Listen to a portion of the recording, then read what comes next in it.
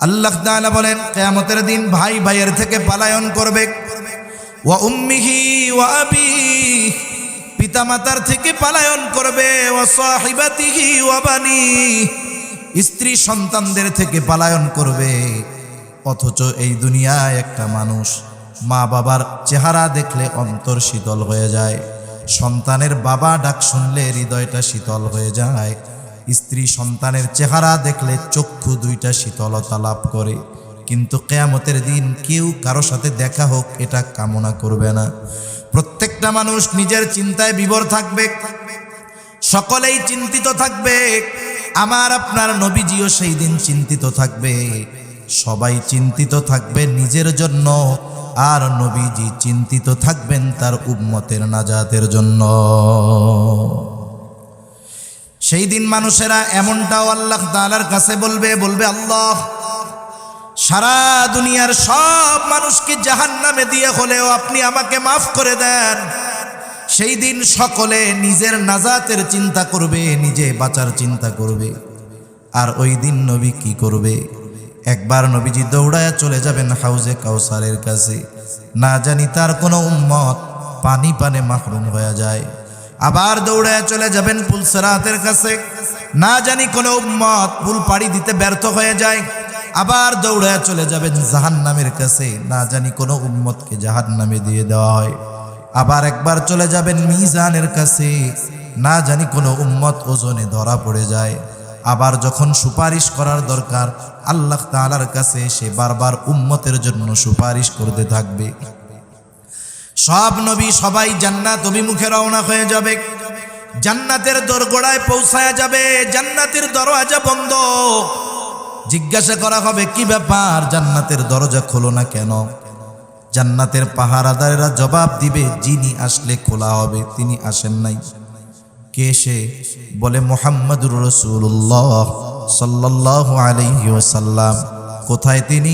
হাসরের ময়দানে উম্মতের নাজাতের চিন্তায় চিন্তিত।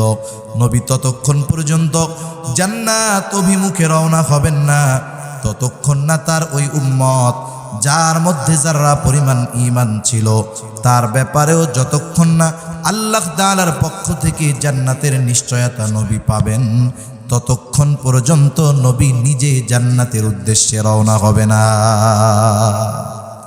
এখন বলেন, ওই মুসিবতের দিন বাবা চিনবে, মা চিনবে, সন্তান চিনবে, কেউ চিনবে না, কিন্তু নবীজি আমাকে আপনাকে ভুলবে না।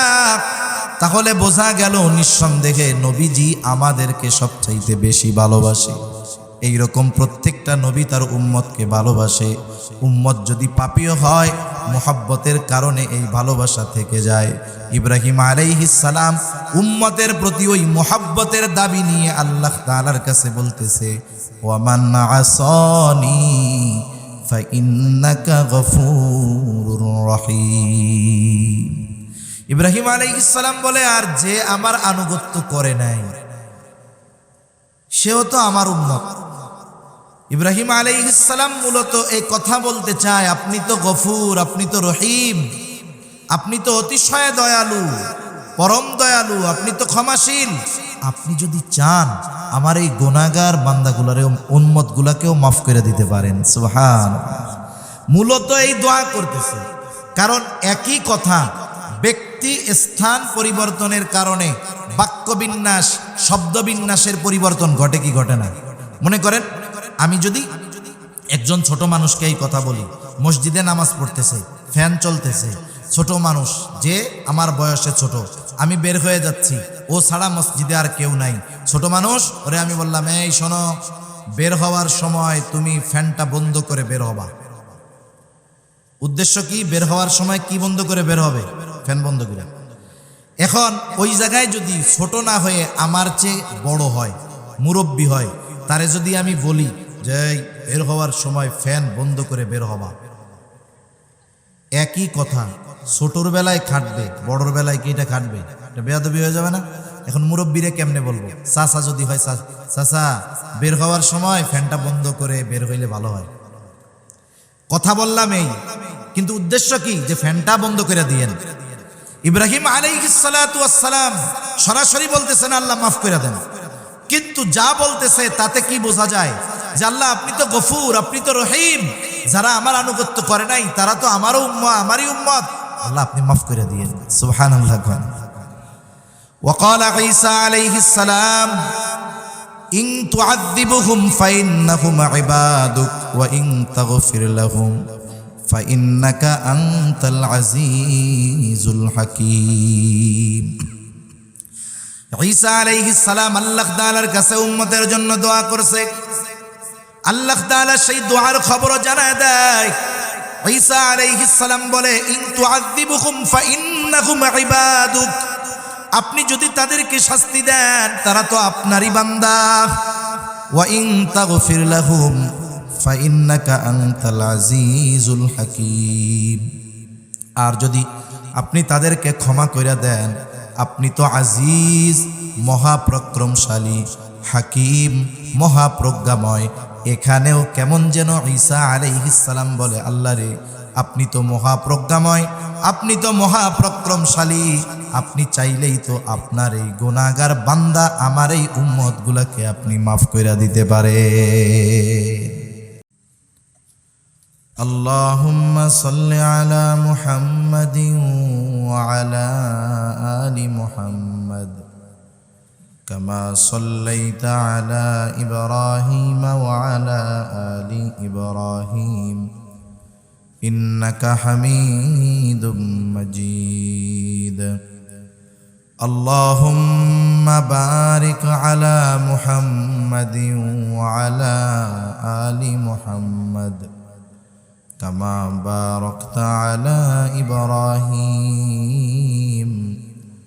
وعلى آل إبراهيم إنك حميد مجيد بلغ العلا بكماله كشف الدجى بجماله حسنت جميع خصاله صلوا عليه وآله। আল্লাহর মহব্বতে আমরা জবান খুলে একটু জিকির করি লা ইলাহা ইল্লাল্লাহ, লা ইলাহা ইল্লাল্লাহ, লা ইলাহা ইল্লাল্লাহ, লা ইলাহা ইল্লাল্লাহ, লা ইলাহা ইল্লাল্লাহ, লা ইলাহা ইল্লাল্লাহ মুহাম্মাদুর রাসূলুল্লাহ সাল্লাল্লাহু আলাইহি ওয়াসাল্লাম। আজকের এই মোবারক মাহফিলের সম্মানিত শ্রদ্ধেয় সভাপতি, আমন্ত্রিত উলামায়ে কেরাম, সামনে উপস্থিত মুরব্বিয়ানে কেরাম, সমবয়সী যুবক বন্ধু, স্নেহের ছোট ভাই এবং পর্দার অন্তরালে অবস্থানরতা সম্মানিতা শ্রদ্ধেয়া মা ও বোন, দয়াময় আল্লাহ রাব্বুল আলামিনের দরবারে অগণিত শুকর যে মহান মালিক আমাদের হায়াতে বরকত দিয়ে সুস্থ রেখে বিজ্ঞ উলামায়ে কেরামের জবান থেকে বহু গুরুত্বপূর্ণ কথা শ্রবণ করবার, আমাকেও আপনাদের খেদমতে কিছু কথা বলার সুযোগ যেই মহান মালিক দান করেছেন, সে মহান মানিবকে খুশি করার জন্য মোহাব্বতের সাথে জবান খুলে অন্তর থেকে আমরা একবার কালিমাতুশ শুকর পাঠ করি আলহামদুলিল্লাহ। অগণিত দুরুদ ও সালাম সৈয়দুল আম্বিয়া, আশরাফুল আম্বিয়া, খাতামুল আম্বিয়া, ইমামুল মুরসালিন, রহমাতুল লিল আলামিন মুহাম্মাদুর রাসূলুল্লাহ সাল্লাল্লাহু আলাইহি ওয়াসাল্লামের উপর। আমার আগে চট্টগ্রামের দুইজন পর্শিয়ান আলেম এবং ওয়াইজ আলোচনা করেছেন। মাগরিবের পরে করেছেন বিজ্ঞ আলেমে দিন হযরত মাওলানা ইসমাইল খান সাহেব। আমার আগে আলোচনা করেছেন, বর্তমান সময়ে বললে ভুল হবে না, চট্টগ্রাম সহ দক্ষিণ চট্টগ্রামের যত দক্ষিণ আছে, দক্ষিণ দিকে গোটা চট্টগ্রামের সবচাইতে জননন্দিত সুমিষ্টভাষী ওয়াইজ হযরত মাওলানা আব্দুল্লাহ আল মারুফ সাহেব, বারাকাল্লাহু ফি হায়াতি, সকলে বলি আমিন। আল্লাহ তাআলা মাতৃভাষার মধ্যে একটা সৌন্দর্য দান করছে। যেই এলাকার মানুষ দেখবেন সেই এলাকার ভাষা তার মুখেই সুন্দর লাগে। আমরা যদি ঢাকার মানুষ এসে আপনাদের ভাষা শিখে আপনাদের সাথে বলি, ওই ভাষার মধ্যে ওই মাধুর্যতা খুঁজে পাওয়া যাবে না যেমনি আপনাদের ভাষার ভিতরে যেই মাধুর্যতা পাওয়া যাবে। এটা স্বাভাবিক বিষয়। আমাদের অনেক পরিচিত জন আছে, হজরতের বয়ান না বুঝলেও শুনতে মজা লাগে, এর জন্য শুনে। অনেক সময় শুনে না মানুষ এরকম।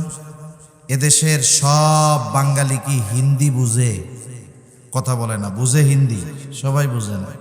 ইংরেজি বুঝে না। এরপরেও দেখবেন একজন রিক্সাওয়ালা মানুষ যে সারা জীবনে লেখাপড়া করে নাই, কানের মধ্যে দুইটা ইয়ারফোন লাগায় দিছে আর এরকম করে। দেখেন নাই আপনারা এরকম করে যে?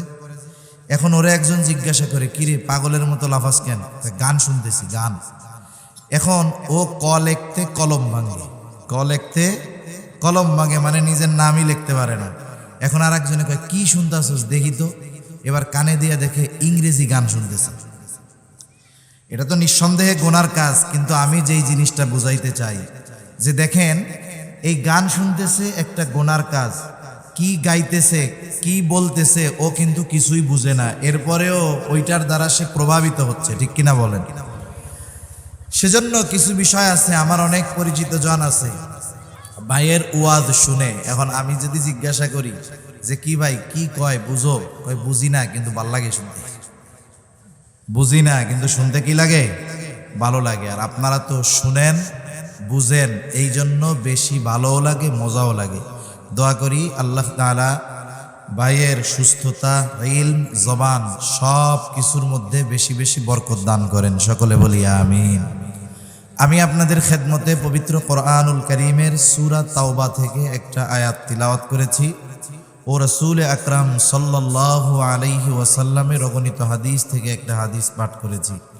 আল্লাহ তাআলার কাছে তৌফিক চাই, অল্প সময়ের মধ্যে আল্লাহ তাআলা কিছু কথা আমাকে আপনাদের খেদমতে বলার তৌফিক দেন, যে কথাগুলো আমাদের সবার দুনিয়া এবং আখিরাতের জন্য কল্যাণকর হয়। সকলে বলি আমিন।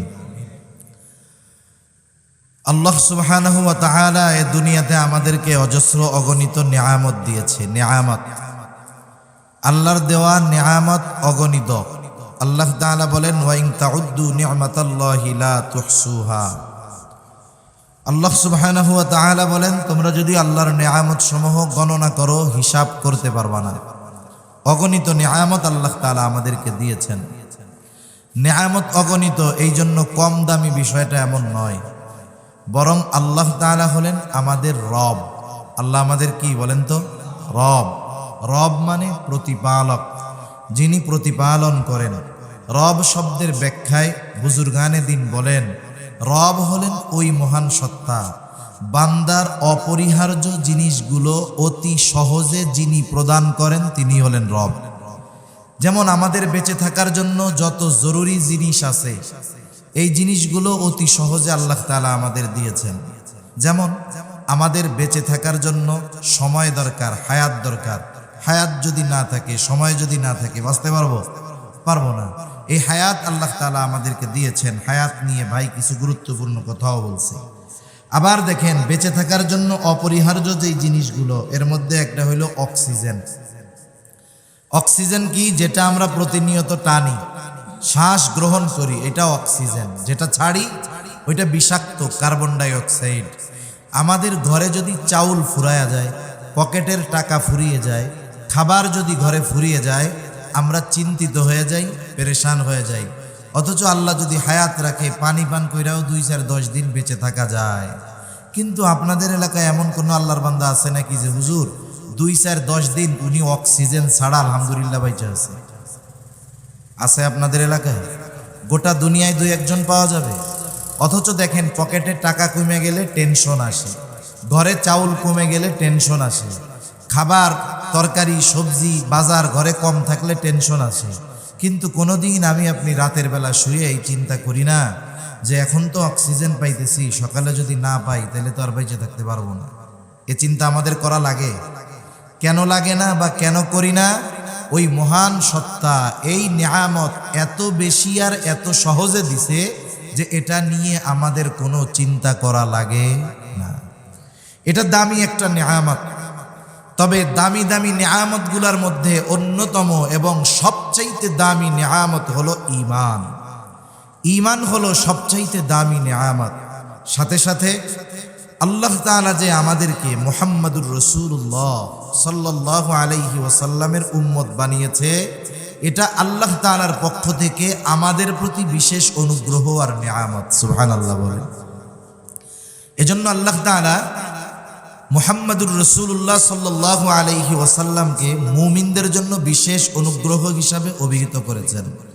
আল্লাহ তাআলা বলেন, লাকাদ মান্নাল্লাহু আলাল মুমিনিনা ইয বাআসা ফীহিম রাসূলাম মিন আনফুসিহিম। আল্লাহ তাআলা বলেন, লাকাদ মান্নাল্লাহু আলাল মুমিনিন, মুমিনদের উপর আল্লাহ তাআলার বিশেষ অনুগ্রহ যে ইয বাআসা ফীহিম রাসূলাম মিন আনফুসিহিম, তিনি তাদের মধ্য থেকে তাদের জন্য একজন রাসূল প্রেরণ করেছেন। এইখানে অনেক লম্বা কথা বলার ছিল, কিন্তু আমি যেহেতু অন্য বিষয় নিয়ে কথা বলবো এজন্য এদিকে আর যাব না। আল্লাহ তাআলা বললেন, মুমিনদের মধ্য থেকে মুমিনদের জন্য একজন রাসূল প্রেরণ করেছেন, এটা মুমিনদের জন্য বিশেষ অনুগ্রহ। আল্লাহ তাআলা যদিও নবীজিকে মুমিনদের জন্য বিশেষ অনুগ্রহ হিসাবে অভিহিত করেছেন, কিন্তু এই নবীর কারণে গোটা সৃষ্টি জগতের সব মানুষ, সব মাখলুক উপকৃত হয়েছে। এই জন্য আল্লাহ তাআলা আমার আপনার নবীজিকে রহমাতুল লিল আলামিন হিসাবে অভিহিত করেছেন। পবিত্র কোরআনুল কারীমের সর্বাধিক পাঠিত যেই সূরা, সেই সূরার নাম হলো সূরা ফাতিহা। এমন একটা সূরা যেই সূরা প্রত্যেক নামাজের প্রতি রাকাতে লাগে। ইমামের পেছনে যখন পড়ি ইমামের কেরাত, মুসল্লির কেরাত, একা যখন পড়ি নিজে পড়ি। সূরা ফাতিহা জামাতে পড়ি আর একাকি পড়ি, প্রত্যেক নামাজের প্রতি রাকাতে সূরাটা লাগে। এবং ওই সূরাটা সবচাইতে গুরুত্বপূর্ণ ইবাদত, ঈমানের পরে হলো নামাজ। ওই গুরুত্বপূর্ণ ইবাদতের প্রতি রাকাতে পড়াকে অপরিহার্য করে দেওয়া হয়েছে। এই সূরার শুরুতেই আমরা বলি আলহামদুলিল্লাহি রাব্বিল আলামিন, সকল প্রশংসা আল্লাহর জন্য।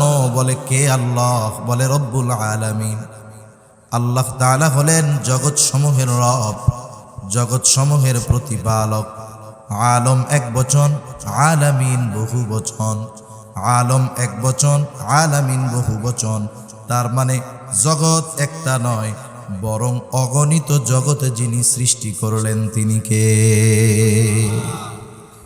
মহাকাশ নিয়ে গবেষণা করে, বিশেষ করে যেই সংস্থাগুলো মহাকাশ নিয়ে গবেষণা করে, যে আকাশে কি কি আছে, অনুসন্ধান করে, তালাশ করে।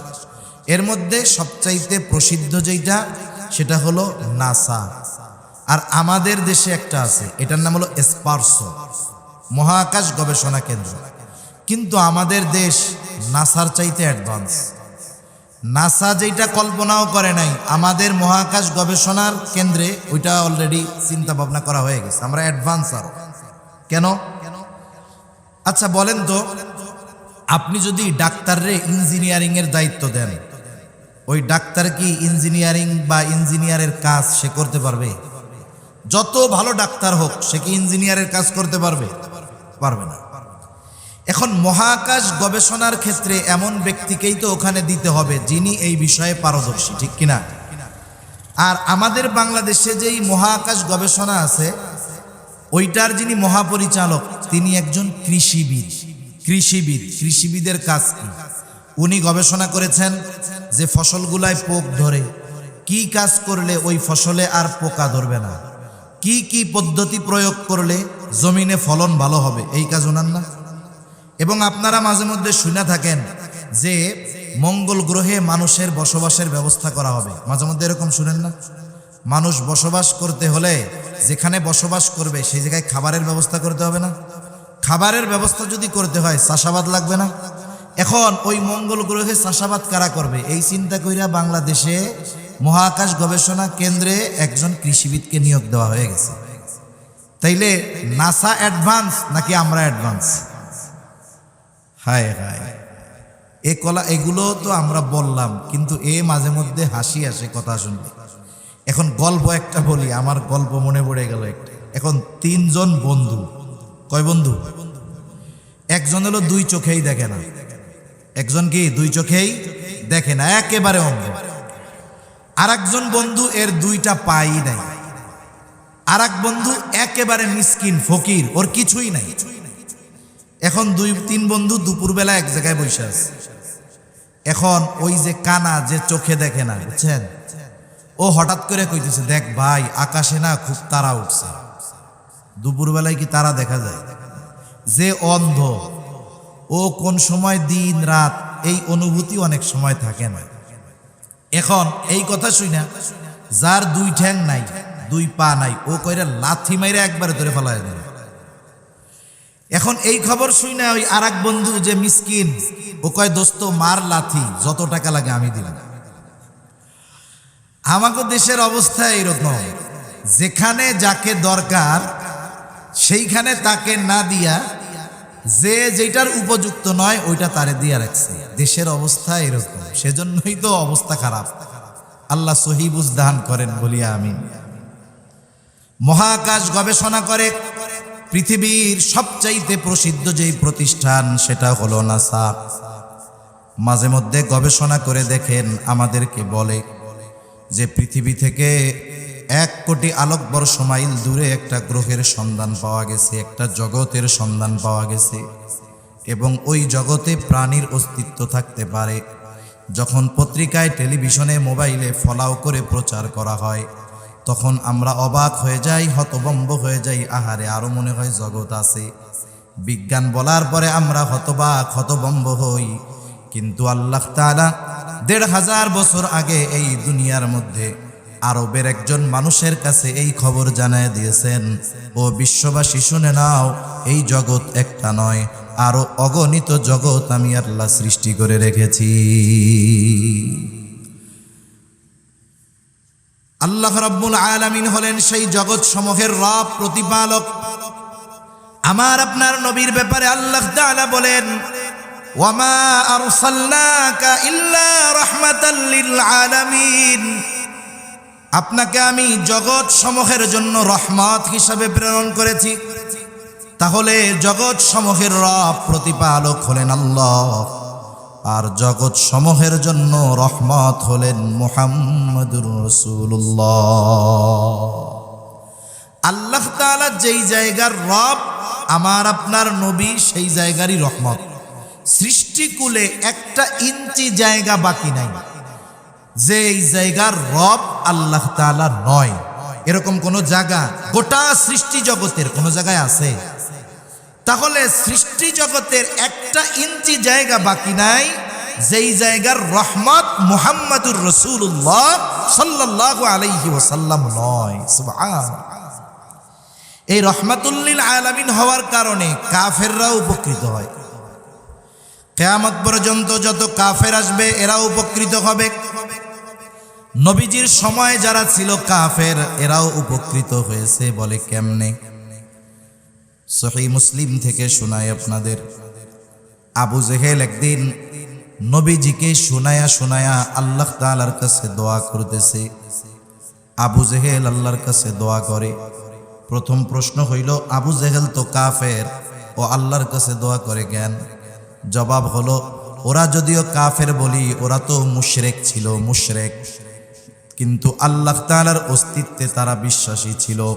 বাস্তবতা হলো, যদিও আল্লাহ তাআলার অস্তিত্বে বিশ্বাসী ছিল, কিন্তু এমন কিছু শিরিক করার কারণে তারা শিরিক করেছে, যার কারণে তাদের ওই বিশ্বাস নষ্ট হয়ে গেছে। ওই বিশ্বাসের কোনো মূল্য আর বাকি থাকে না। ওরা আল্লাহর অস্তিত্বে বিশ্বাসী ছিল, এটা আমার কথা না। আল্লাহ তাআলাই স্বয়ং কোরআনুল কারীমের মধ্যে বলছেন যে তারা আল্লাহর অস্তিত্বে বিশ্বাসী ছিল।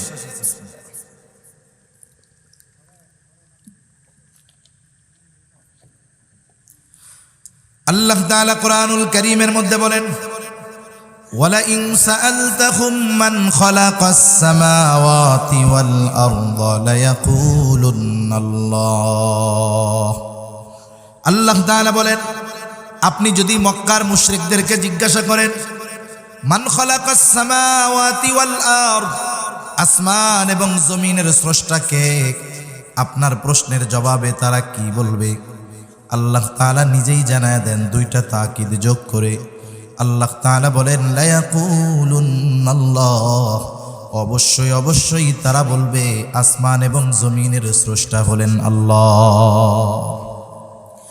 এরপরে আল্লাহ তাআলা বলেন, আপনি যদি মক্কার মুশরিকদেরকে জিজ্ঞাসা করেন মান নাযালা মিনাস সামাই মাআন ফাআহইয়া বিহিল আরদা বা'দা মাউতিহা, কে আসমান হতে পানি বর্ষণ করে, শুধু তাই না ওই বর্ষিত পানির দ্বারা কে মৃত জমিনকে পুনরায় পুনরুজ্জীবিত করে।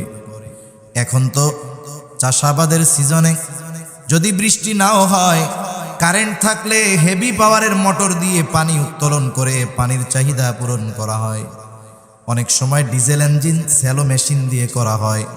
একটা সময় মক্কার মুশরিকরাও আসমানওয়ালার আসমানি পানির জন্য অপেক্ষা করত, যে পানি বর্ষিত হবে শুকনো ফেটে চৌচির হয়ে যাওয়া ফসল চাষাবাদের অনুপযুক্ত জমিনটা ফসল চাষাবাদের উপযুক্ত হয়ে উঠবে। নবীজিকে আল্লাহ তাআলা বলেন, আপনি যদি তাদের এই কথা জিজ্ঞাসা করেন কে আসমান হতে পানি বর্ষণ করে, ওই পানির দ্বারা কে মৃত জমিনকে পুনরায় পুনরুজ্জীবিত করে, অর্থাৎ ফসল চাষাবাদের উৎপাদনের অনুপযুক্ত জমিনটাকে আসমানের পানি দ্বারা কে উপযুক্ত করে তোলে, ওরা ওদের দেবদেবীদের কথা বলবে না, কি বলবে? বলে লায়াকুলুন্নাল্লাহ, অবশ্যই অবশ্যই তারা বলবে এগুলো যিনি করেন তিনি কে? আল্লাহ তাআলাই করেন। এরপরে আল্লাহ তাআলা আর এক জায়গায় বলেন ওয়ালাইন সাআলতাহুম মান খালাকাহুম লায়াকুলুন্নাল্লাহ, আপনি যদি তাদেরকে জিজ্ঞাসা করেন তাদের স্রষ্টাকে, আমাদের দেশ সহ গোটা দুনিয়ায় অনেক মানুষ আছে যারা স্রষ্টায় অবিশ্বাসী। তারা বলতে চায় এই পৃথিবী এমনিতেই সৃষ্টি হয়েছে, নাউজুবিল্লাহ গণ। তারা বলতে চায় যে স্রষ্টা বলে কিছু নাই। বিষয় হলো অনেক সময় আছে একটা বিষয়ে অস্বীকার করার দ্বারা বাকি সব বিষয়ে অটোমেটিক অবিশ্বাস করা হয়ে যায়।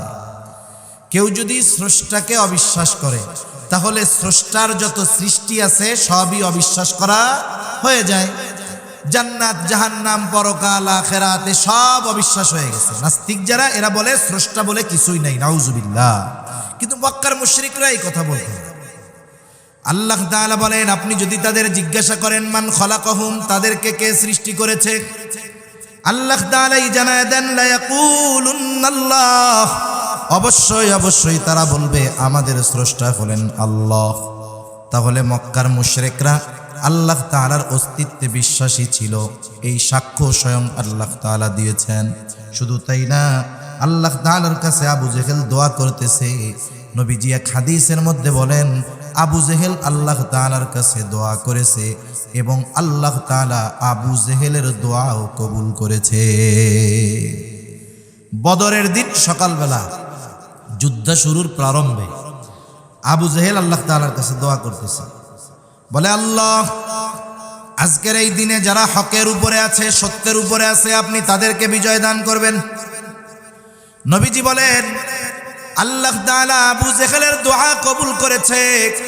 বদরের দিন যারা হকের উপরে ছিল, সত্যের উপরে ছিল, আল্লাহ তাআলা তাদেরকে বিজয় দান করেছে। এখন দ্বিতীয় বিষয় আসেন, দোয়াটা করতেছে কি? নবীজিকে শোনায়া শোনায়া আল্লাহ তাআলার কাছে দোয়া করে, বলে আল্লাহ, আপনি যদি সত্যই এই কোরআন নাজিল করে থাকেন তাহলে আমাদের উপরে পাথর বর্ষণ করেন অথবা যন্ত্রণাদায়ক শাস্তি দেন। দোয়াটা কি করছে দেখছেন? কি দোয়া করছে? যে আপনি যদি সত্যই মুহাম্মদ সাল্লাল্লাহু আলাইহি ওয়াসাল্লামের উপরে কোরআন নাজিল করে থাকেন তাহলে আমাদের উপরে পাথর বর্ষণ করেন, নইলে যন্ত্রণাদায়ক শাস্তি দেন। প্রথম বিষয় হইল, অনেক সময় আছে আমি যদি আল্লাহ তাআলার কাছে কিছু চাই, পাবলিকরে শুনাইয়া আমার এই চাওয়ার দরকার আছে, আমি গোপনে নিভৃতে আল্লাহর কাছে বলতে পারি। আবু জেহেলও গোপনে গোপনে বলতে পারতো, আল্লাহ আপনি কোরআন শরীফটা মুহাম্মাদের উপরে নাজিল করলেন, সত্যই যদি আপনিই নাজিল করে থাকেন তাইলে আমারে পাথর মেরে শেষ করে দেন। এখন কথা হইলো এটা নবীজিকে শোনায় শোনায় বলল কেন?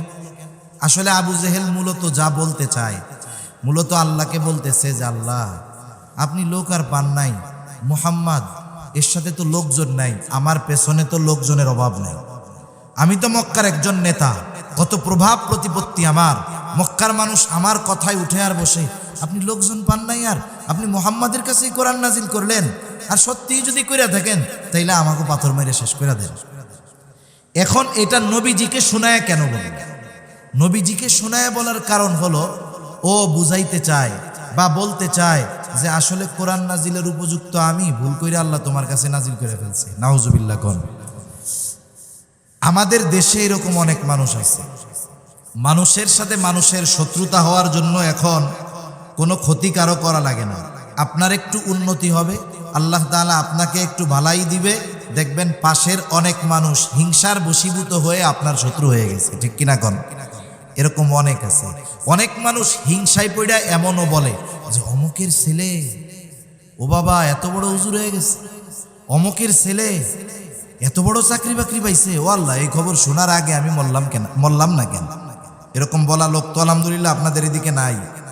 হিংসায় বলে না, এগুলো কি খবর শুনলাম, এটা শোনার আগে আমি মরলাম না কেন, এরকম বলে না অনেক, আরেকজনের বালাই দেখে। এখন বলেন তো ওই টাইমে যদি আজরাইল আইসা বলে যে আপনার তো মরতে মন চায়, তাহলে আমার লগে চলেন, তখন কি কইব? যে আসলে তো মরতে চাই নাই, এমনি এমনি কইছি আর কি। আসলে আবু জেহেলও শাস্তি আসুক চায় না, কিন্তু নবীজিকে তিরস্কার করে শোনায়া শোনায়া আল্লাহ তাআলার কাছে এই কথা বলতেছে। আচ্ছা, আপনার একজন খুব ভালো বন্ধু আছে, আপনি নরম ধরম মানুষ, শরীফ মানুষ, ভদ্র মানুষ, আপনার একজন একেবারে খাঁটি একজন বন্ধু আছে। এখন আপনারা দুইজন গেছেন এক জায়গায়, এক লোক আপনার বন্ধু যে খুব শরীফ মানুষ, ভদ্র মানুষ, তাকে বেশি কথা বলতেছে। আমাদের সমাজে অনেক মানুষ আলহামদুলিল্লাহ এরকম আছে, ওই রহমানের বান্দার গুণ তার মধ্যে আছে। ওয়াইদা খাতাবাহুমুল জাহিলুনা ক্বালু সালামা, জাহেলরা যখন তাদেরকে উদ্দেশ্য করে কিছু বলে তারা চুপ থাকে, বলে সালাম সালাম। এখন ওই আপনার বন্ধু যিনি ভদ্র, ওরে একজন বেশি কথা বলতেছে আর উনি চুপ করে বসে আছে, কিছু কয় না, মাথা নিচের দিক দিয়া চুপ করে আছে, কিছু বলে না। ওনার কষ্ট লাগতেছে কথাটায়, কিন্তু কিছু বলতেছে না। এরকম লোক কিছু আছে না? এখন পাশে আপনি বন্ধু, আপনার তো পাওয়ার অন্যরকম, আপনি তখন কি করবেন? বন্ধু কিছু বলে না ঠিক, বন্ধুকে যে বেশি কথা বলতেছে অন্যায়ভাবে বিনা কারণে, তার প্রতিবাদ করবেন না? কি বলবেন? এই মিয়া, এর সাথে এরকম আচরণ কেন? ভদ্র মানুষ পাইছো এই জন্য না? আমাকে মতো লোক হইলে এতক্ষণ ঠ্যাং ভেঙে হাতে ধরাইয়া দিতাম। ঠিক কিনা বলে? নবীজি চুপ, কিন্তু আল্লাহ তাআলা তো আবু জেহেলের কথার জবাব পাঠায় দিচ্ছে। আল্লাহ রাব্বুল আলামিন জবাব পাঠায় দিয়েছেন। কেমন যেন আল্লাহ তাআলা বলেন, ও আবু জেহেল, তোমরা যেটা করো, যা বলো, তাতে তো তোমরা শাস্তির উপযুক্ত, আযাবের উপযুক্ত। এখন কথা হইল কেন তোমাদেরকে আযাব দেওয়া হয় না? আল্লাহ তাআলা নবীজিকে জানায় দেন, ওয়ামা কানাল্লাহু লিয়ুআযিবাহুম ওয়া আনতা ফীহিম, আপনি যতক্ষণ তাদের মাঝে আছেন আমি ততক্ষণ তাদেরকে কোনো আযাব দিব না। এখন কথা হইল নবীজিকে কষ্ট দেয়, নবী আছে, নবীর উপস্থিতিতে কেন তাদেরকে শাস্তি দেওয়া হবে না? প্রথম বিষয়, অতীতের ইতিহাসে যত নবীর উম্মতদেরকে শাস্তি দেওয়া হয়েছে, প্রথমত আমার আপনার নবীর আগে যত নবী দুনিয়ায় এসেছে, গোটা সৃষ্টি জগতের জন্য কেউ নবী হন নাই। প্রত্যেকটা নবীর নবুয়াতির একটা এরিয়া ছিল, এলাকা ছিল। কেউ ছিলেন এলাকা ভিত্তিক নবী, কেউ ছিলেন কোনো দেশের নবী। যখন কোনো উম্মত অবাধ্যতার চূড়ান্ত পর্যায়ে পৌঁছায়া যাইত, আল্লাহ তাআলা যদি আযাব দিতে চাইতেন, ওই এলাকার যেই নবী তাকে আগে সরায়া নিতেন, এরপরে আল্লাহ তাআলা ওই জায়গায় আযাব দিতেন। কারণ একজন নবীর উপস্থিতিতে ওই নবীর নবুয়াতির এরিয়ার ভিতরে আযাব আল্লাহ তাআলা দিবেন না, আগে তাদেরকে নিরাপদে সরায় নেবেন। এখন বলেন তো, আমার আপনার নবীজির নবুয়তির পরিব্যাপ্তি কোনো এলাকাব্যাপী? আমার আপনার নবীজির নবুয়তির পরিব্যাপ্তি গোটা সৃষ্টি জগৎ। সেজন্য কবি কত সুন্দর কথা বলে, রবুবিয়ত খুদা কি হ্যায় জাহাতা, নবুয়তি মুস্তাফা কি হ্যায় উহাতা। আল্লাহ তাআলার রবুবিয়তের বিস্তৃতি যত দূর, আমার আপনার নবীজির নবুয়তির বিস্তৃতি তত দূর। আমার আপনার নবীজির নবুয়তির বিস্তৃতি যত দূর, আমার আপনার নবীজি তত দূরের জন্যই রহমাতুল লিল আলামিন। সুবহানাল্লাহ বলেন, রহমত। এখন আল্লাহ তাআলা যে আযাব দিবে, গোটা সৃষ্টি জগতের একটা জায়গাও তো বাকি নাই যেই জায়গার রহমত নবী নয়। তাইলে নবীর উপস্থিতিতে আযাব দিতে হইলে আগে নবীকে সরায় নিতে হবে, নবুয়তির এরিয়ার বাইরে নিতে হবে। এরকম কোন জায়গা সৃষ্টি জগতে আছে? এই জন্য নবীজি রহমাতুল লিল আলামিন জমিনের উপরে আছে। ওই জমিনের উপরে আল্লাহ তাআলা আযাব দিবেন কেমনে? এই জন্য কাফেররাও বাইচা গেছে। অনেক সময় দেখবেন আমার আপনার ঘরেও বা পরিচিত জন, ছোট ভাই অপরাধ করে, অপরাধ, ওই জায়গায় একজন সম্মানিত ব্যক্তি আছে, অপরাধ করতেছে, তাকে শাস্তি দেওয়ার জন্য আমি রাগ হচ্ছি, দাঁত কিটমিট করতেছি, কিন্তু ওই সম্মানিত ব্যক্তি উপস্থিত থাকার কারণে তাকে আমরা কিছু বলি না। এইবার যখন ওই সম্মানিত ব্যক্তি চইলা যায়, আমরা এবার ওকে বলি, তোর কপালটা ভালো রে, অমুকে আসিল, নইলে তো তোরে একবারে ঠ্যাংটা ভাঙিয়ে দিতাম, বলি না?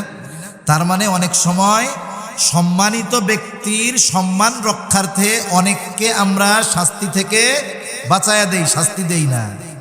নবীজি রহমাতুল লিল আলামিন হওয়ার কারণে এই কাফেররা নগদ শাস্তি থেকে বেঁচে গেছে, কিয়ামত পর্যন্ত বাঁচতেছে, কিয়ামত পর্যন্ত ওরা বাঁচবে। এটা নবীজির দোয়ার বরকত, নবীজি রহমাতুল লিল আলামিন হওয়ার কারণে এই সুবিধা তারাও ভোগ করতেছে। তাহলে কাফেররা যেই নবীর দ্বারা উপকৃত হয়, হচ্ছে কিয়ামত পর্যন্ত হবে।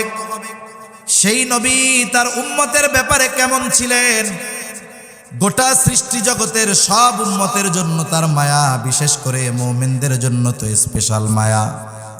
হাদিসের মধ্যে আসছে আব্দুল্লাহ ইবনে আমর ইবনুল আস রাদিয়াল্লাহু তাআলা আনহু থেকে, তিনি বলেন, মজলিসের মধ্যে অনেক সাহাবা একরাম বসা, নবীজি হঠাৎ করে কোরআন থেকে তিলাওয়াত করতেছেন। তিনি বলেন, আন্নান নবী সাল্লাল্লাহু আলাইহি ওয়াসাল্লাম তাআলা মা কওলাল্লাহি আযজা ওয়া জাল্লা ফি ইব্রাহিম আলাইহিস সালাম। নবীজি সাল্লাল্লাহু আলাইহি ওয়াসাল্লাম তিলাওয়াত করলেন যা আল্লাহ তাআলা ইব্রাহিম আলাইহিস সালামের ব্যাপারে নাজিল করেছেন। কি নাজিল করেছেন? আল্লাহ পবিত্র কোরআনুল কারীমের সূরা ইব্রাহিম 13তম পারা 19 নম্বর পৃষ্ঠার শুরুতেই আল্লাহ তাআলা বলেন, রব্বি ইন্নাহুন্না আযলালনা কাসীরাম মিনান নাস ফামান তাবিআনি ফাইন্নাহু মিন্নি ওয়া মান আসানি ফাইন্নাকা গফুরুর রহিম। ইব্রাহিম আলাইহিস সালাতু ওয়াস সালাম তার গুনাহগার উম্মতের জন্য আল্লাহ তাআলার কাছে দোয়া করতেছে, বলে, রব্বি ইন্নাহুন্না আযলালনা কাসীরাম মিনান নাস, ও আমার রব, এই প্রতিমাগুলো, এই মূর্তিগুলা অধিকাংশ মানুষকে পথভ্রষ্ট করে ফেলছে, পথচ্যুত করে ফেলেছে। ফামান তাবিআনি ফাইন্নাহু মিন্নি, তবে যারা আমার আনুগত্য করেছে তারা তো আমার দলভুক্ত। কিন্তু ইব্রাহিম আলাইহিস সালামের সব উম্মত তো মূর্তি পূজা ছাড়ে নাই। উম্মত মোমেন হোক আর কাফের হোক, সকল ধরনের উম্মতের উপরে প্রত্যেকটা নবীর মায়া মোহাব্বত ভালোবাসা আছে না নাই? প্রত্যেকটা নবী তার উম্মতকে ভালোবাসে, উম্মত ভালো হোক আর মন্দ হোক। বরং অনেক সময়তে এমন হয়, ভালোটার চাইতে খারাপটার জন্য চিন্তা আরো বেশি হয়, ঠিক না? অনেকের ঘরে এরকম আছে না, 3-4টা ছেলে, 2টা ছেলে খুব ভালো, দিনদার, মুত্তাকি, পরহেজগার, নামাজি, আর একটা খুব খারাপ, কথা শুনে না, মানুষের সাথে মারামারি করে, যত ধরনের অপরাধ আছে সব করে। এখন বলেন তো, মা বাবা কি ভালো দুইটার জন্য চিন্তা করে বেশি না খারাপটার জন্য চিন্তা করে বেশি? আল্লাহ তাআলার কাছে যখনই দোয়া করে বলে, আল্লাহ আমার এই ছোট ছেলেটাও যদি ভালো হয়ে যাইতো, ওকে যদি ভালো দেইখা মরতে পারতাম, মইরাও শান্তি পাইতাম। তাহলে সন্তান যত খারাপ হয়, ওই সন্তানের জন্য মা বাবার পেরেশানি, চিন্তা, দোয়া তত বেশি হয়। এখন যদি বলি এই সন্তান তো খারাপ, এরে কেন বাদ দিয়া দেয় না, এরে কেন দূরে ঠেলে দেয় না, বলে হুজুর ঠেলবে কেমনে দূরে, এটা তো সন্তান। মোহাব্বতের কারণে এই খারাপ সন্তানটাকেও দূরে ফালায় না। আরে ভাই, আমার আপনার মা বাবা আমাকে আপনাকে কত ভালোবাসে, আল্লাহর কসম তার চাইতে আমার আপনার নবী আমাকে আপনাকে আরো অনেক বেশি ভালোবাসে। আমি আমারে কত ভালোবাসি, আমি তো আমার জান্নাত জাহান্নাম নিয়ে টেনশন করি না, কিন্তু আমার চাইতে আমার নবী, আমাদের নবী আমাদের জন্য বেশি চিন্তা করে উম্মত যেন জাহান্নামে না যায়। আচ্ছা, আসলে ভালোবাসে কে? মুখ দিয়া চাপা পিটাইলেই ভালোবাসা হয় না, মুখ দিয়া বললেই ভালোবাসা হয় না। আপনি কাকে বলবেন যে সে আপনারে ভালোবাসে? যে আপনার বিপদে পাশে থাকবে, আপনি মনে করবেন সেই আপনারে ভালোবাসে, ঠিক না? মনে করেন আপনার একজন দোস্ত আছে, এমন বন্ধু, সে শুধু আপনারে দেখলেই কয়, বন্ধু তোমারে এত ভালোবাসি, তোমার জন্য যদি আমার জীবন দিতে হয় আমি জীবন দিতেই প্রস্তুত। এখন এই বন্ধুরে নিয়ে আপনি গেছেন পটিয়া গিয়া একজনের সাথে আপনার একটু দ্বন্দ্ব হয়েছে, কথাবার্তা কাটাকাটি হয়েছে। আপনি চিন্তা করতেছেন আমি তো আর একা না, আমার সাথে জান দেওয়া বন্ধু আছে, যেই বন্ধু আমার জন্য কি দিয়া দিবে, জান দিয়া দিবে। এই সাহসে তার সাথে আপনি একটু তর্ক বিতর্ক শুরু করছেন। তর্ক বিতর্কের ফাঁকে ডানে বামে তাকায় দেখেন সেই বন্ধু গায়েব হয়ে গেছে, বন্ধুর ছায়াও দেখা যাচ্ছে না। যাই হোক, ওই জায়গার মুসিবতটা গেছে। এবার আপনি বাড়িতে আসছেন, সিএনজি থেকে রাস্তায় নামছেন, আর ওই যে বন্ধু দৌড় দিয়া গিয়া গলা জড়ায় ধরে বলে, দোস্ত তোমারে খুব ভালোবাসি, তোমার জন্য জীবন দিয়া দিব। এখন আপনি কি করবেন বন্ধু? হাতের কাছে কিছু না পাইলে স্যান্ডেল খুলে আগে ওরে পিটাবে যে তুমি আমার জন্য জীবন দিয়া দিবা না। মুসিবতে পড়ছি, বিপদে পড়ছি, বাহিরের লোক এসে সাহায্য করছে, আর সবার আগে তুমি আমার বিপদে বাঁচছো, ঠিক কিনা বলেন? তার মানে বিপদের সময় যে আমার কাছে নাই, বাস্তবে সে আমাকে আপনাকে ভালোবাসে না। আল্লাহর কসম করে বললে ভুল হবে না, এই দুনিয়ার মুসিবত, দুনিয়ার বিপদ, এটা কোনো মুসিবত নয়, এটা কোনো বিপদও নয়। চোখ দুটা যখন বন্ধ হয়ে যাবে, দুনিয়ার মুসিবত আর মুসিবত থাকবে না। আসল মুসিবত তো কিয়ামতের দিন। ওই মুসিবতের দিন দুনিয়ার কেউ আমার আপনার পাশে থাকবে না। কি হবে ওই দিনের অবস্থা? আল্লাহ তাআলা কোরআনুল কারীমের মধ্যে একটা চিত্র তুলে ধরে বলেন, ইয়াউমা ইয়াফিরুল মারউ মিন আখিহি ওয়া উম্মিহি ওয়া আবিহি ওয়া সাহিবাতিহি ওয়া বানিহি লিকুল্লি ইমরিইম মিনহুম ইয়াউমাইযিন শা'নুন ইউগনি। আল্লাহ তাআলা বলেন, কিয়ামতের দিন ভাই ভাইয়ের থেকে পলায়ন করবে। ওয়া উম্মিহি ওয়া আবিহি, পিতামাতার থেকে পলায়ন করবে। ওয়া সাহিবাতিহি ওয়া বানিহি, স্ত্রী সন্তানদের থেকে পলায়ন করবে। অথচ এই দুনিয়ায় একটা মানুষ মা বাবার চেহারা দেখলে অন্তর শীতল হয়ে যায়, সন্তানের বাবা ডাক শুনলে হৃদয়টা শীতল হয়ে যায়, স্ত্রী সন্তানের চেহারা দেখলে চক্ষু দুইটা শীতলতা লাভ করে। কিন্তু কিয়ামতের দিন কেউ কারো সাথে দেখা হোক এটা কামনা করবে না। প্রত্যেকটা মানুষ নিজের চিন্তায় বিভোর থাকবে, সকলেই চিন্তিত থাকবে। আমার আপনার নবীজিও সেই দিন চিন্তিত থাকবে। সবাই চিন্তিত থাকবে নিজের জন্য, আর নবীজি চিন্তিত থাকবেন তার উম্মতের নাজাতের জন্য। সেই দিন মানুষেরা এমনটাও আল্লাহ তাআলার কাছে বলবে, আল্লাহ সারা দুনিয়ার সব মানুষকে জাহান্নামে দিয়ে হলেও আপনি আমাকে মাফ করে দেন। সেই দিন সকলে নিজের নাজাতের চিন্তা করবে, নিজে বাঁচার চিন্তা করবে। আর ওই দিন নবী কি করবে? একবার নবীজি দৌড়ায় চলে যাবেন হাউজে কাউসারের কাছে, না জানি তার কোনো উম্মত পানি পানে মাহরুম হয়ে যায়। আবার দৌড়ায় চলে যাবেন পুলসিরাতের কাছে, না জানি কোনো উম্মত পুল পাড়ি দিতে ব্যর্থ হয়ে যায়। আবার দৌড়ায় চলে যাবেন জাহান্নামের কাছে, না জানি কোনো উম্মতকে জাহান্নামে দিয়ে দেওয়া হয়। আবার একবার চলে যাবেন মিজানের কাছে, না জানি কোনো উম্মত ওজনে ধরা পড়ে যায়। আবার যখন সুপারিশ করার দরকার আল্লাহ তাআলার কাছে সে বারবার উম্মতের জন্য সুপারিশ করতে থাকবে। সব নবী সবাই জান্নাত অভিমুখে রওনা হয়ে যাবে, জান্নাতের দোরগোড়ায় পৌঁছায়া যাবে, জান্নাতের দরজা বন্ধ। জিজ্ঞাসা করা হবে কি ব্যাপার, জান্নাতের দরজা খোলো না কেন? জান্নাতের পাহারাদারেরা জবাব দিবে যিনি আসলে খোলা হবে তিনি আসেন নাই। কে সে? বলে মুহাম্মাদুর রাসূলুল্লাহ সাল্লাল্লাহু আলাইহি ওয়াসাল্লাম। কোথায় তিনি? হাসরের ময়দানে উম্মতের নাজাতের চিন্তায় চিন্তিত। নবী ততক্ষণ পর্যন্ত জান্নাত অভিমুখে রওনা হবেন না ততক্ষণ না তার ওই উম্মত যার মধ্যে যারা পরিমাণ ঈমান ছিল তার ব্যাপারেও যতক্ষণ না আল্লাহ তাআলার পক্ষ থেকে জান্নাতের নিশ্চয়তা নবী পাবেন ততক্ষণ পর্যন্ত নবী নিজে জান্নাতের উদ্দেশ্যে রওনা হবে না। এখন বলেন, ওই মুসিবতের দিন বাবা চিনবে, মা চিনবে, সন্তান চিনবে, কেউ চিনবে না, কিন্তু নবীজি আমাকে আপনাকে ভুলবে না। তাহলে বোঝা গেল নিঃসন্দেহে নবীজি আমাদেরকে সবচাইতে বেশি ভালোবাসে। এইরকম প্রত্যেকটা নবী তার উম্মতকে ভালোবাসে। উম্মত যদি পাপীও হয় মুহাব্বতের কারণে এই ভালোবাসা থেকে যায়। ইব্রাহিম আলাইহিস সালাম উম্মতের প্রতি ওই মুহাব্বতের দাবি নিয়ে আল্লাহ তাআলার কাছে বলতেছে, ওয়ামান আসানি ফাইন্নাকা গফুরুর রহিম। ইব্রাহিম আলাইহিস সালাম বলে, আর যে আমার আনুগত্য করে নাই সেও তো আমার উম্মত। ইব্রাহিম আলাইহিস সালাম মূলত এই কথা বলতে চায়, আপনি তো গফুর, আপনি তো রহিম, আপনি তো অতিশয় দয়ালু, পরম দয়ালু, আপনি তো ক্ষমাশীল। আপনি যদি চান আমার এই গুনাহগার বান্দাগুলারে উম্মতগুলাকেও মাফ করে দিতে পারেন। সুবহানাল্লাহ।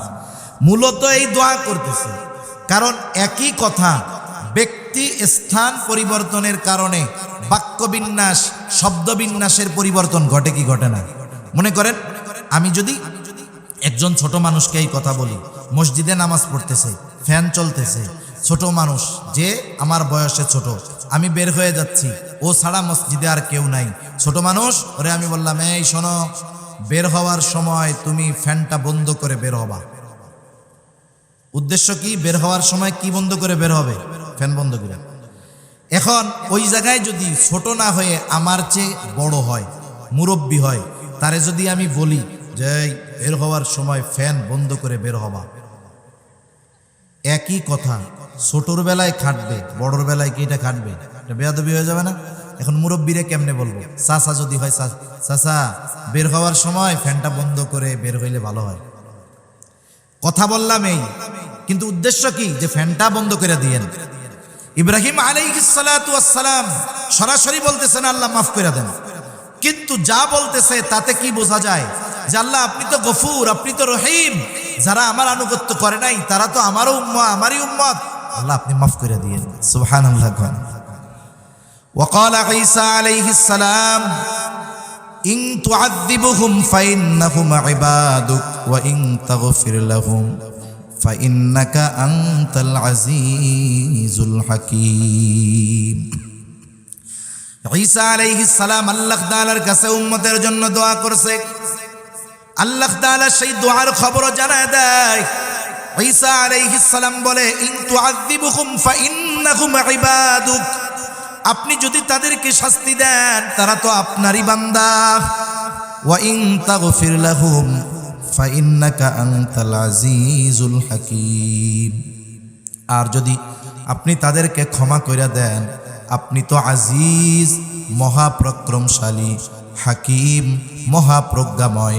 এখানেও কেমন যেন ঈসা আলাইহিস সালাম বলে, আল্লাহ রে আপনি তো মহাপ্রজ্ঞাময়, আপনি তো মহাপ্রক্রমশালী, আপনি চাইলেই তো আপনার এই গুনাহগার বান্দা আমার এই উম্মতগুলোকে আপনি মাফ করে দিতে পারে।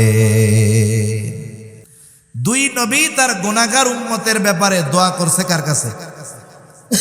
আল্লাহ তাআলার কাছে দোয়া করছে। ছোট বাচ্চারা দেখবেন, ওরে নিয়ে আপনি যাইতেছেন, হাঁটতেছেন রাস্তায়, কিছুই বলতেছে না, হঠাৎ করে দেখবে যে ওর মতো ছোট একটা পোলা ললিপপ খাইতেছে। ছোট বাচ্চা তো, যখন আর একজনটা খাইতে দেখছে এবার কি করবে? আব্বা, ও আব্বু, আব্বা রে কি হইছে? আমার একটা ললিপপ কিনে দেন। এখন ওর কিন্তু একটু আগে মনে ছিল না, মনে পড়ছে কেন? আর একজন রে খাইতে দেখছে এই জন্য। নবীজি উম্মতের চিন্তা সব সময় করেন, কিন্তু যখন এই দুই নবীর দোয়া তিলাওয়াত করছেন তখন গুনাহগার উম্মতের প্রতি নবীজির অন্তরে মোহাব্বতের ঢেউ উঠে গেছে। সুবহানাল্লাহ। এবার নবীজি কি করলেন? বলে ফারাফা ইয়াদাইহি ওয়া ক্বালা আল্লাহুম্মা উম্মতি উম্মতি ওয়া বাকা। নবীজি দুই হাত উঁচু করে কান্না করতেছে, চোখ দিয়ে অজর ঝরায় পানি পড়ে, আর বলে আল্লাহুম্মা উম্মতি, আল্লাহ আমার উম্মত, আমার উম্মত। দুই হাত উঁচু করে কান্না করতেছে আর বলে আমার উম্মত, আমার উম্মত। আর কিছুই নবীজি বলেন না। বলেন তো, নবীজি কিছু বলুক আর না বলুক, দুনিয়ার মানুষ কিছু বুঝুক আর না বুঝুক, দুনিয়ার মানুষ জানুক আর না জানুক, কিন্তু নবীজি কি বলতে চায় যিনি জানেন তিনি কে? আল্লাহ তাআলা জিবরাইল আলাইহিস সালাতু ওয়াস সালামকে বলে, জিবরাইল যাও মুহাম্মাদের কান্নার কারণ জিজ্ঞাসা করো। জিবরাইল আলাইহিস সালাতু ওয়াস সালাম চলে আসছে, এসে জিজ্ঞাসা করে আপনার কান্নার কারণ কি? যদিও আল্লাহ তাআলা সব কিছু জানে, এরপরেও আপনার কাছ থেকে জানতে চায়। এখন কথা হইল, আল্লাহ তাআলা সব কিছুই যেহেতু জানে, আবার কেন নবীর কাছ থেকে জানতে চায়? একটা উদাহরণ দেই, তাইলে বুঝতে সহজ হবে। মনে করেন আমাদের দেশের মাদ্রাসাগুলো, আবাসিক যেই মাদ্রাসাগুলো, মক্তবে হেফজখানায় অনেক দূরের দূরের ছাত্র অনেক সময় লেখাপড়া করে কি করে না? মনে করেন আপনাদের মালিয়ারায় মাদ্রাসা, ওর বাড়ি মনে করেন পটিয়া, ও এইখানে হেফজখানায় পড়ে, মাদ্রাসায় পড়ে। ছোট বাচ্চা বৃহস্পতিবার বিকাল বেলায় আসরের পরে হুজুরের সামনে আইসা বসছে, বৈশাখ কান্না শুরু করছে, চোখ দিয়া পানি পড়তেছে। বলেন তো, কোনো মাদ্রাসার ছোট বাচ্চা যদি বৃহস্পতিবার আসরের পরে হুজুরের সামনে আইসা বৈশাখ কান্নাকাটি করে, এখন বলেন তো এই ছোট বাচ্চার কান্নার কারণটা কি হইতে পারে? বাড়ি যাওয়ার জন্য কান্নাকাটি করতেছে।